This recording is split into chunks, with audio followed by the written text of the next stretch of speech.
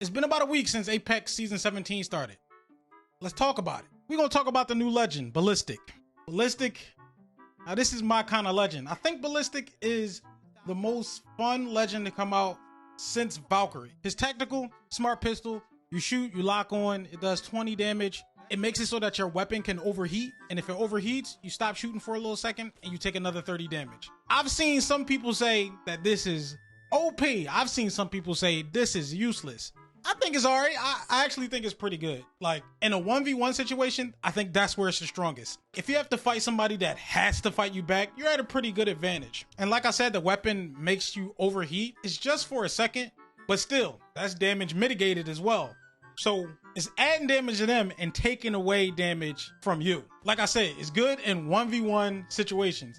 You start adding people to that fight, that's when the value of the tactical kind of decreases. Now, his ult, I think his ult might be my favorite ult in the game, honestly. His ult makes the third weapon in your sling a gold weapon, and all of your weapons have infinite ammo and faster reload time. Ballistic is a character you can play selfishly, but also his ultimate provides the team with some buffs as well. So you can be the ego push maniac you want to be, but if you also stick with your team, play with your team, they get the bonuses as well. Easy. But the main reason that I like Ballistic's ult is because it adds self-expression. Now, let's be real. The weapon that most people are going to run in the sling is just going to be a meta weapon that some content creator or pro player told them to use. And that's cool. But man, I can't wait to see the people. I want to see the triple take lords. They pop that ult and they go nuts with the triple take. This is the kind of stuff I like to see. You could put anything in that sling. Anything. It all depends on how you want to play, what strategies you want to take. It's a lot of possibilities. If you ask me, see, I like to run the Havoc.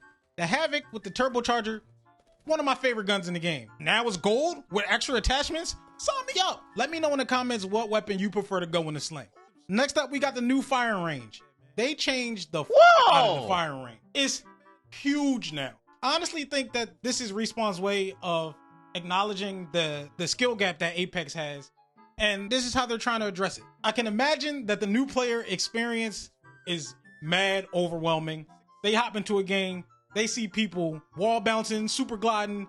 They don't know what to do. It's a lot of abilities to figure out. Now, new players have a huge playground to figure all of that stuff out. It could be good for veteran players too. Me, I'm not the best at wall jumps. That's just how it always been. The new firing range is cool enough. Maybe I go in there, maybe I practice. Next thing you know, I'm busting wall jump 360s in the middle of a fight. This update to the firing range is really cool.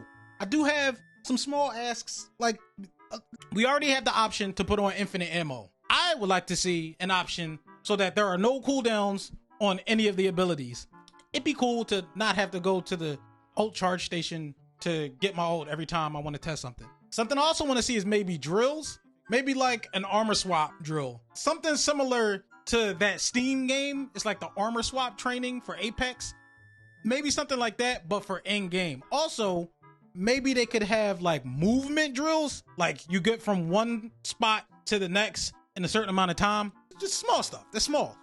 What do you think? Let me know if you think of any drills or anything that you would do to upgrade the firing range as well. Let's move on to weapon mastery. Apex finally added a mastery system for the weapons in the game. Me, I'm happy with what we got. You just use the weapon to level it up, and then along the way, there's like checkpoint challenges to keep it pushing. Cool. It's just a new goal in the game, and it's always nice to have something that everybody can work towards. Now, Respawn is catching some flack because the level 100 reward is just a random legendary skin for the weapon, one that already exists. Some are saying that's not enough. There needs to be some sort of unique identifier that you made it to the level 100. Now, I accept what we got, but I have to admit it is a bit underwhelming to get a skin that already exists in the game. It would have been cool if they went the Call of Duty route. When you get to level 100, it's just a gold version of the default skin of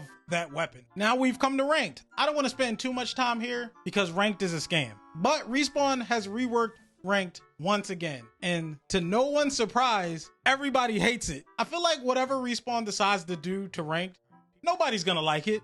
My prediction is they're just gonna change some behind the scene values of the current rank system over the next 2 seasons, and then they're just going to rework it again. It doesn't matter too much to me. I don't play much ranked. If I had to play this version of ranked for the rest of, I could do that. I could play this or any other iteration of ranked that we've had over the Apex career. What about y'all though? How do y'all feel about the rank system currently? Do they need to change it? Is it cool? Is it fine? Let me know in the comments. As this video is coming to an end, I just want to point out one of the best changes in this season currently, and that is the map rotation. Goodbye Storm Point, goodbye bigger Storm Point. It's just nice to be able to get on Apex at any time of the day and be able to enjoy playing Apex. I'm really going to cherish this rotation because I don't think we're going to get a rotation as perfect as the one we have for a long time after this season. Anyway, that's my feeling on Apex Season 17. If there was any changes that you like that I didn't mention, make sure to leave those in the comments. I thank you for watching, and I hope to see you in the next one.